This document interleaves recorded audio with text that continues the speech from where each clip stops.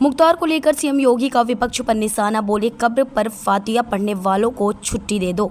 अयोध्या के बाद अब ब्रज की बारी है। फतेहपुर सीकरी के किरावली में सीएम योगी ने आयोजित जनसभा के दौरान बोला।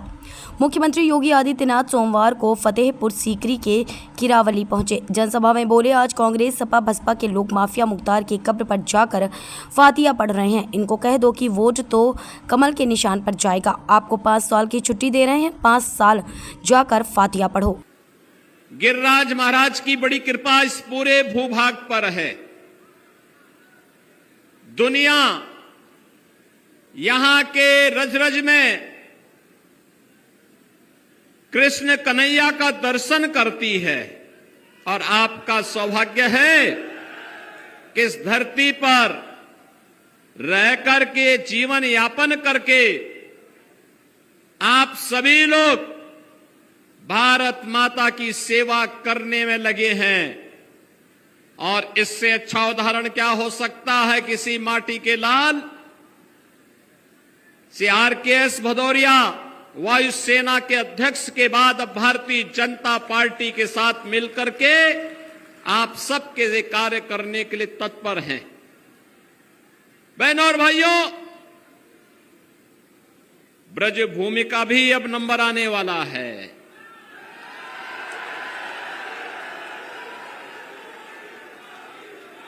अयोध्या और काशी ने अपने लक्ष्यों को प्राप्त कर लिया है। अब तो बारी आप ही की है। अब विकास के लिए आपको कहीं कोई तरसाने की हिम्मत नहीं कर पाएगा, क्योंकि अब तो आगरा में भी आपका अपना एयरपोर्ट बन रहा है। आगरा भी गंगा जल का सेवन कर रहा है और हर घर नल की योजना भी लागू हो रही है।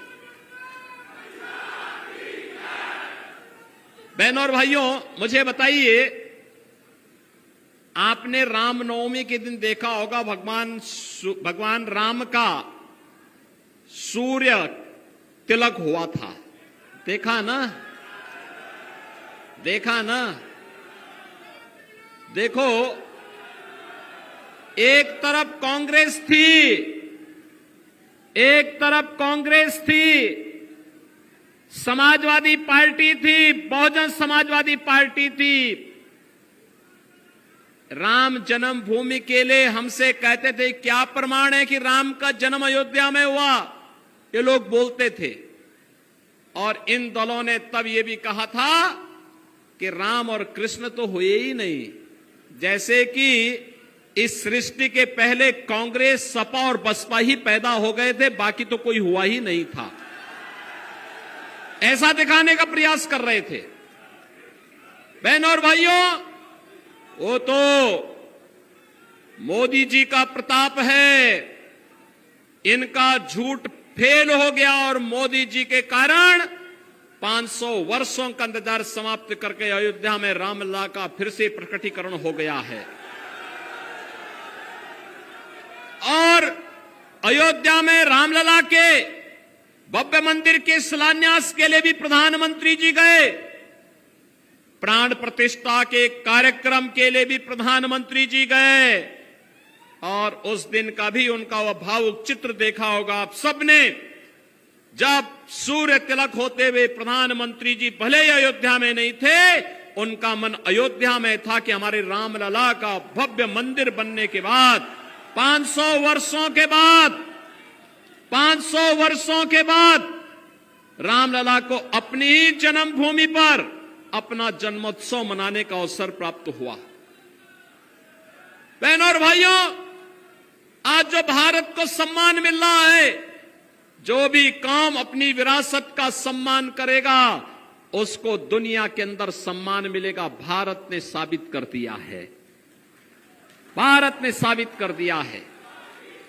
विरासत का ही सम्मान है कि काशी में काशी विश्वनाथ धाम, विरासत का ही सम्मान है कि अयोध्या में रामलला 500 वर्षों के बाद विराजमान हो रहे हैं।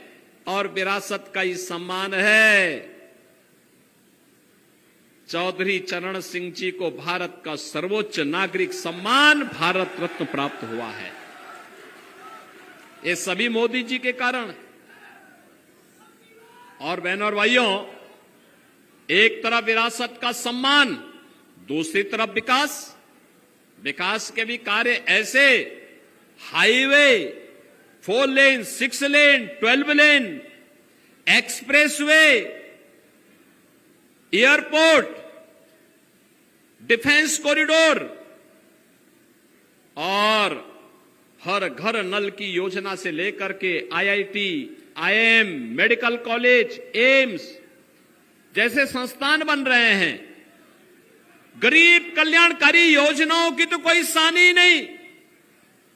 आप सोचो, 1947 में भारत से बड़े दंभ के साथ पाकिस्तान अलग हुआ था। पाकिस्तान की कुल आबादी 23 से 24 करोड़, भारत की आबादी 140 करोड़। भारत के अंदर 80 करोड़ लोग 4 वर्ष से फ्री में राशन की सुविधा का लाभ प्राप्त कर रहे हैं। और पाकिस्तान के अंदर 23 करोड़ जनता भूखों मर रही है, बदहाल है। जितनी पाकिस्तान की आबादी, उससे ज्यादा आबादी को प्रधानमंत्री मोदी जी के नेतृत्व में 10 वर्ष में गरीबी रेखा से ऊपर उठा करके खुशहाल जीवन और स्वावलंबन का जीवन जीने के लिए आगे बढ़ा दिया गया है। बहनों और भाइयों, कांग्रेस के लोग, सपा बसपा के लोग गरीबों के अकाउंट में डकैती डालते थे, इसीलिए जनधन अकाउंट नहीं खोलने देते थे, इसीलिए रसोई गैस के लिए तरसाते थे, इसीलिए किसान आत्महत्या करता था, क्योंकि किसान सम्मान निधि जैसी योजना नहीं थी। गरीब सर्दी में ठिठुरने के लिए मजबूर होता था और बरसात में भूखों सो जाता था। क्या स्थिति थी? 4 करोड़ गरीबों को मकान मिल गए, 12 करोड़ किसानों को किसान सम्मान निधि का लाभ मिल गया, 10 करोड़ गरीब परिवारों को उज्ज्वला योजना का रसोई गैस का कनेक्शन मिल गया। और मोदी जी ने कहा है, जो VP न्यूज, खबर सिर्फ सच की।